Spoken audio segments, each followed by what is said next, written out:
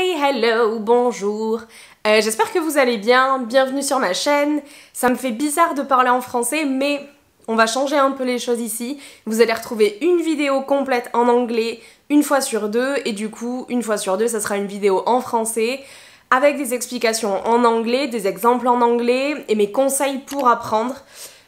Juste pour aider les intermédiaires qui sont un peu un niveau en dessous et qui ont besoin du coup de pouvoir tout comprendre et puis se sentir un peu plus aidés. Et ne vous inquiétez pas, vous allez toujours retrouver des vidéos en anglais une fois sur deux et vous avez toutes mes vidéos d'avant qui sont quasiment toutes en anglais.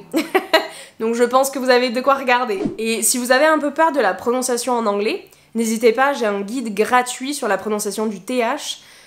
C'est pour vous, c'est gratuit, vous avez même du coup 2-3 phrases à pratiquer avec un audio, donc n'hésitez pas à le télécharger, vous avez toutes les infos dans la description. Et aujourd'hui, on va parler des expressions anglaises qui sont différentes de celles qu'on a nous en français. En français, on utilise des expressions pas hyper souvent, c'est assez vieux jeu, j'ai envie de dire. Sauf si vous les utilisez, ne prenez pas ce terme de manière péjorative. Mais c'est vrai qu'en anglais, on les utilise quand même assez souvent et on les retrouve assez souvent dans les livres, dans les séries qu'on peut regarder, les films. Et même si en fait le sens est le même, ça va pas du tout être les mêmes mots, les mêmes images utilisées.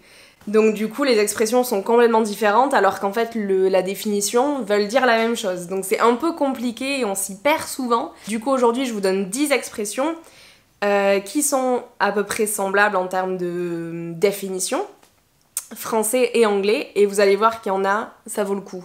Elles sont hyper bizarres et je comprends pas trop, mais en même temps en français, des fois ça veut rien dire non plus. Donc on va voir ça. La première expression qu'on va voir, c'est avoir la chair de poule. Donc hyper commun quand on a des frissons, parce que soit on est effrayé ou excité à l'idée de faire quelque chose, on a la chair de poule. Et en anglais, c'est pas du coup une poule, c'est une oie. Bon, pourquoi pas?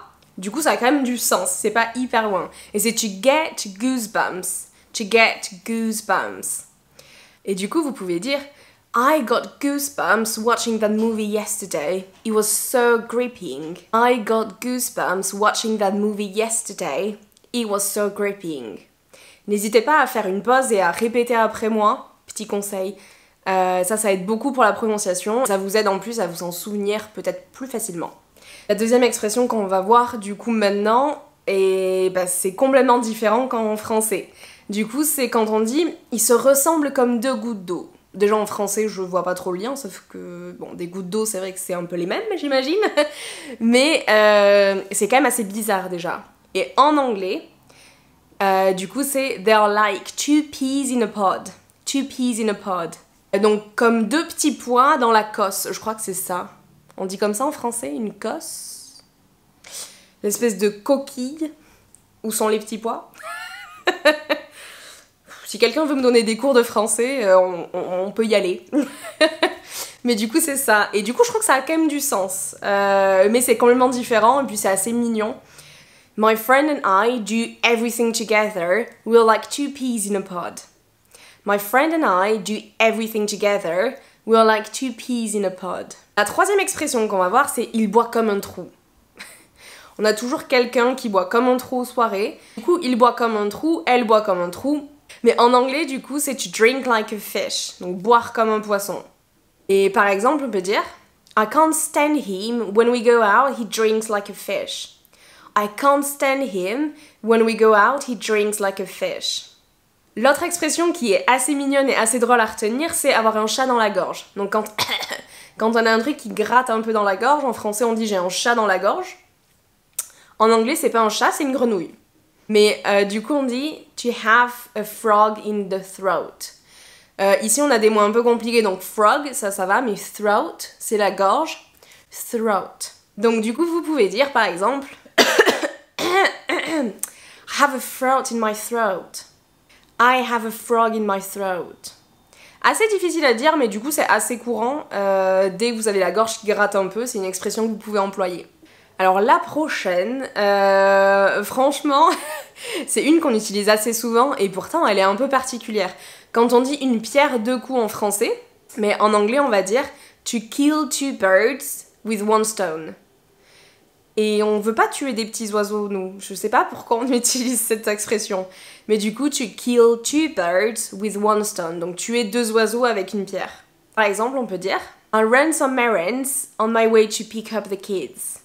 I'll run some errands on my way to pick up the kids. Jamais 203. Alors ça, c'est un truc qu'on utilise assez souvent. Généralement, quand on a une mauvaise journée, il se passe toujours plein de trucs hyper nuls après. Par exemple, vous vous levez, vous faites tomber votre tasse de café, déjà vous savez que la journée commence très mal, et souvent on dit jamais 203. Donc s'il arrive deux choses qui sont assez mauvaises, ou qui vous font passer une mauvaise journée, il y a souvent une troisième chose qui va arriver, ou on dit qu'il y a une troisième chose qui va arriver. En anglais c'est pareil, il y a une même expression, une expression du coup avec la pluie dedans. On va dire « It never rains, but it pours ». Ce qui veut dire que c'est jamais une petite pluie, c'est toujours un déluge. It never rains, but it pours. Et par exemple, my iPhone broke down and the taxi driver ripped me off. It never rains, but it pours. La prochaine est hyper mignonne. Quand on dit « mon petit doigt m'a dit », souvent c'est une expression qu'on utilise avec les enfants très souvent. Et en anglais, c'est pas avec un petit doigt, c'est a little bird. A little bird told me. Donc un petit oiseau m'a dit. Et je trouve ça hyper mignon parce que clairement un petit doigt, non. But a little bird told me, ça c'est mignon. Par exemple, vous pouvez dire A little bird told me that it's your birthday today. A little bird told me that it's your birthday today. Prochaine expression, du coup, c'est apprendre un vieux singe à faire des grimaces. Déjà en français, c'est pas... on sait pas trop d'où ça vient.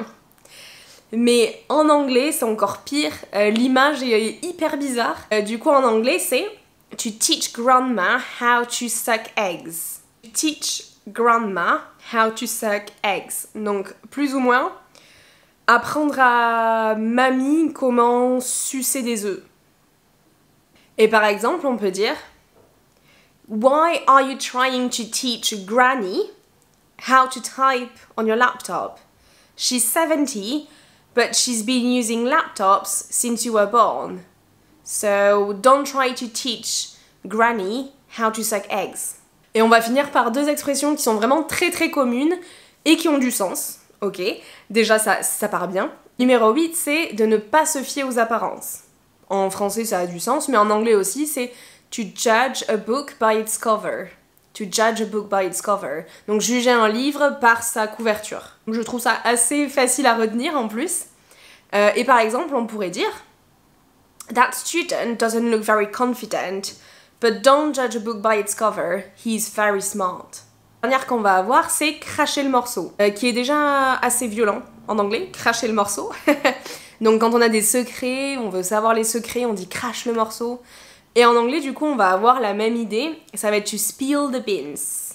Donc plutôt cracher les haricots, donc crache les haricots. Et je pense que ça a certainement une signification par rapport au English breakfast, ou au fait que du coup les Britanniques mangent beaucoup d'haricots, notamment au petit-déj ou alors en snack. Donc je pense que ça doit venir de là, j'imagine. Mais to spill the beans. Donc du coup on peut dire Come on, tell me about your date, spill the beans. Come on, tell me about your date, spill the beans. Ok, donc quand vous voulez savoir tous les secrets, vous pouvez dire spill the beans. Voilà, j'espère que cette vidéo vous a plu. N'hésitez pas à mettre des commentaires et à liker et à me suivre si vous aimez ce genre de contenu. Et puis je vous vois dans une prochaine vidéo. En anglais, cette fois-ci, sous-titré, n'ayez pas peur. Bye!